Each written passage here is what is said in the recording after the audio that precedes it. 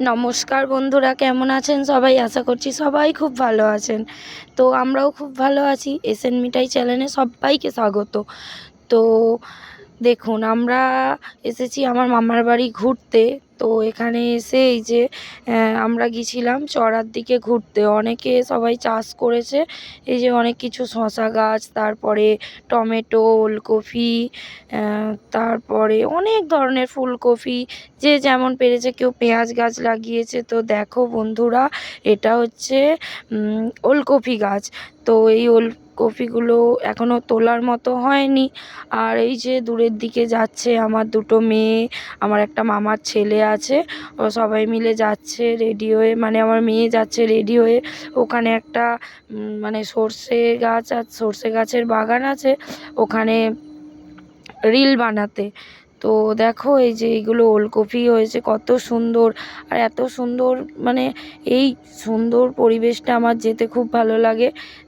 যেদিকেই দেখবে শুধু সবুজ আর সবুজ। ওই দেখো ওরা ওই যে হেঁটে হেঁটে যাচ্ছে, আর আমিও ওদের পিছনে পিছনে যাচ্ছি। ওদেরকে বলে দিয়েছি যে তোরা আগে আগে যা।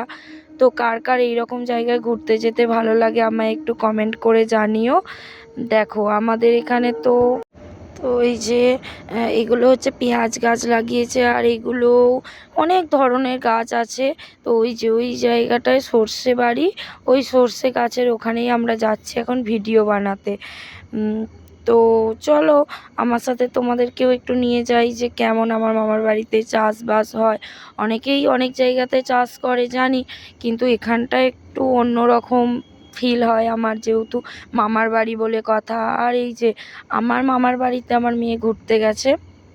আমরা যদিও বা আমার মামার বাড়িতেই বেশিরভাগ সময় যাই। আমার বাপের বাড়ি কুলগাছিয়া, ওখানে অতটা বেশি যাই না। এই দেখো এগুলো কত বড় বড় শসা গাছ হয়েছে। এগুলো আর কিছুদিন পরে যখন ফলগুলো হবে তখন তোমাদের সাথে আমি গিয়ে আর একবার ঘুরিয়ে নিয়ে আসবো, যখন সবজিগুলো উঠবে। আর এখন তো যেহেতু ছোট ছোট এই সবে গাছ লাগিয়েছে, এখন অতটাও ভালো হয়নি। তো চলো আমাদের ঘোরাঘুরি হয়ে গেলে আমরা বাড়ির দিকে যাব। দেখো এই যে এখানে বাঁধাকপি দেখতে পেয়েছি আমি, এগুলো বাঁধাকপি হচ্ছে, এখনও হয়নি। এগুলো এখনও 1-2 মাস মতো সময় লাগবে উঠতে। ওই যে ওখানে আমার মেয়ে হেঁটে হেঁটে আসছে।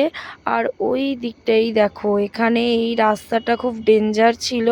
আমার তো খুব ভয় লাগছিল, কারণ এই রাস্তাগুলো দিয়ে আমি যাই না খুব একটা। আমি যাই মামার বাড়িতে, কিন্তু এরকম চড়াতে তো ঘুরতে যাওয়া হয় না।